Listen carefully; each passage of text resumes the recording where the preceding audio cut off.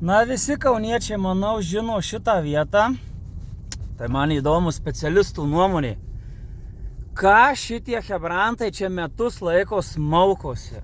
Tai iškasa, tai atkasa, tai vėl kažką padaro, tai nugreideriuoja, tai dar kokį šūdą padaro. Čia vakarė pusė link Kauno Grūdų, į dešinę link Fredos. Tai vienu žodžiu, metai laiko, tikrai nesumeluosiu, metai laiko čia žaidžiasi. Ir dar vienu žodžiu, nebaigtas šitas ruoželis asfaltas, o tas kaip išartas, taip išartas. Ir nifiga nieko čia nedaryta. Nu va, gal prieš 2 mėnesius bordžių durų šito sumauto sudėjau. Viskas, niekas čia blemba nejuda. Darbo dieną važiuoja, ne vieno darbuotojo nematyta. Aš nežinau, kas čia daro ir ką čia daro. Ar čia ruošiasi jie kaip nacionalinį stadioną Lietuvos daryti. Nu tikėkimės ne. Tai va, laukiu jūsų nuomonių.